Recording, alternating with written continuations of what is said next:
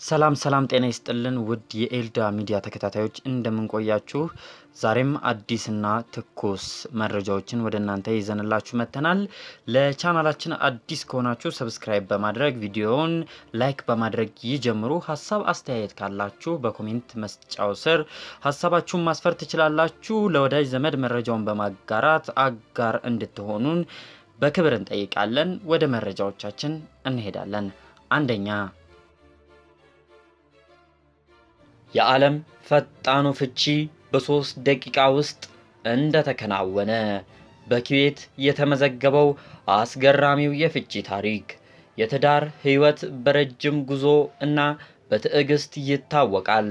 ሆኖም በኩዌት የተከሰተው አንድ ክስተት የዓለምን ሕዝብ ትኩረት መሳቡን ቀጥሏል። ጉዳዩ እንዲህ ነው። አንድ ጥንዶች የጋብቻ ስነ ስርዓታቸውን በፈገግታ አጠናቀው ከፍርድ ቤቱ አዳራሽ በመውጣት ላይ ሳሉ ሙሽሪት በድንገት ተሰናክላ ትወድቃለች።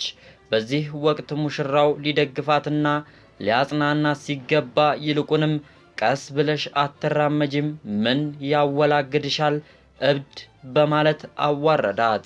ሙሽሪት በደረሰባት ድንገተኛ ስድብና የክብር መነካት ክፉኛ በመቆጣት ወዲያውኑ ወደ ነበረችበት ዳኛ ክፍል በመመለስ ጋብቻውን እንዲፈርስ ጠየቀች። ዳኛውም ጥያቄውን ተቀብለው በ3 ደቂቃ ልዩነት ጋብቻውን በይፋ አፈረሱት። ይህ ታሪክ ምንም እንኳን ትንሽ ቆየት ያለ ቢሆንም አሁንም ድረስ በማህበራዊ ሚዲያ ላይ አነጋጋሪነቱ አልቀነሰም። ብዙዎች የሴቷን ውሳኔ እንዲህ ሲሉ ያደንቁታል። አንደኛ፣ መከባበር የሌለበት ትዳር ገና ሳይጀመር የፈረሰ ነው። ሁለተኛ፣ መጀመሪያውኑ ባህሪውን ማሳየቱ ለሴቷ ትልቅ እድል ነው ሲሉ ሀሳባቸውን ይገልጻሉ። ትዳር በውልና በፊርማ ብቻ ሳይሆን በጋራ መከባበር ላይ የሚቆም ማህበራዊ ተቋም ነው። ይህ ክስተት ትናንሽ የሚመስሉ ቃላት በትዳር ዘላቂነት ላይ ያላቸውን ትልቅ ተጽዕኖ ያሳያል። እናንተስ ምን ትላላችሁ? ሙሽሪት የወሰደችው እርምጃ ትክክል ነበር ወይስ በትዕግስት ማለፍ ነበረባት? ሀሳባችሁን በኮሜንት አጋሩን። ሁለተኛ፣ የ1 ዓመት ከ6 ወር የእህቱን ልጅ በእሳት አቃጥሎ ሕይወቷ እንዲያልፍ ያደረገው አጎት በእስራት ተቀጣ።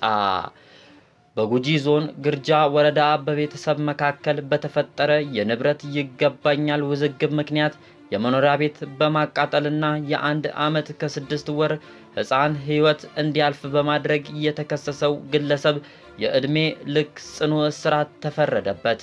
ተከሳሽ ሐሜሳ ኖኖ ቀደም ሲል ከቤተሰቦቹና ከታላቅ እህቱ ጋር መልካም ግንኙነት የነበረው ቢሆንም እህቱ ስታገባ ከወላጆቿ ከተሰጣት የንብረት ስጦታ ጋር ተያይዞ በፈጠረው ቅሬታ ከቤተሰቡ ተለይቶ ቆይቷል።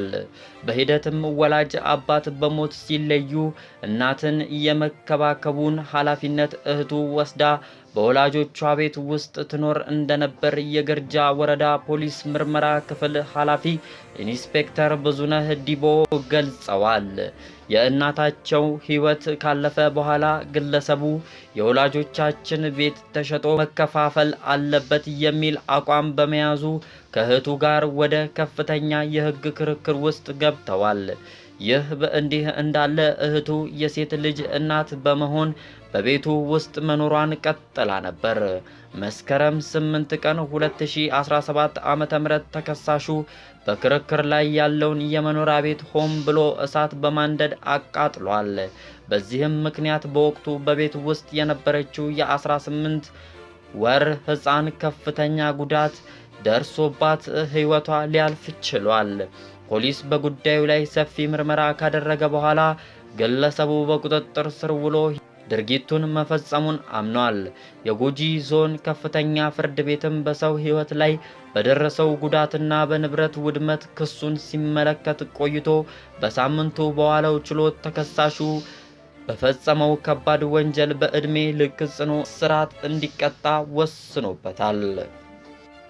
በአሜሪካ ትውልድ ኢትዮጵያዊ የጥርስ ሐኪም በቢሮው ውስጥ በታካሚ ላይ የግብረ ስጋ ግንኙነት ጥቃት ፈጽሟል በሚል ተከሰሰ።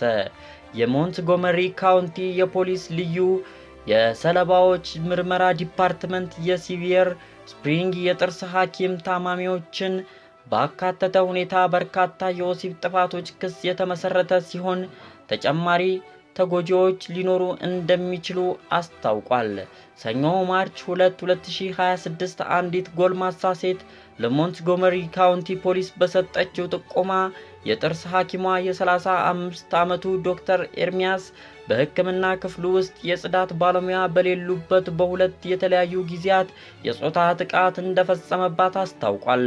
በምርመራው ወቅት መርማሪዎች የተጎጂዋን ውንጀላ ማረጋገጥ ችለዋል። የሲልቨር ስፕሪንግ የጥርስ ሐኪም የሆነው ዶክተር ኤርሚያስ ባሳለፍነው ሳምንት ተይዞ በቁጥጥር ስር ውሏል። በ3 የወሲብ ወንጀሎችና 5 የጥቃት ክሶች ቀርበውበታል። እንደ ሞንትጎመሪ ካውንቲ ፖሊስ ዲፓርትመንት ከኤርሚያስ ታካሚዎች አንዷ በመጋቢት ወር መጀመሪያ ላይ ወደ ፖሊሶች ቀርበው ጥቃቱን ሪፖርት አድርገዋል። የኤርሚያስ የክስ መዝገብ 2 ጥቃቶችን በዝርዝር ገልጿል። የመጀመሪያው ፌብሩዋሪ 19 ነበር። በዚያን ቀን ታካሚዋ ላይ ኤርሚያስ ጣቶቹን ወደ አፏ ውስጥ ከማስገባቱ በፊት የጽዳት ባለሙያው ክፍሉን ለቆ እስኪወጣ እየጠበቀ ነበር።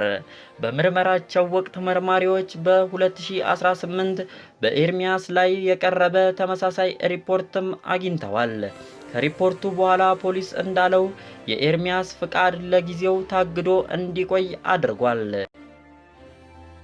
ሰብስክራይብ በማድረግ እንዲሁም መረጃውን ለሌሎች ሼር በማድረግ ሐሳብ አስተያየት ካላችሁ በኮሜንት መስጫው ስር ያስፍሩልን። ሰናይ ጊዜ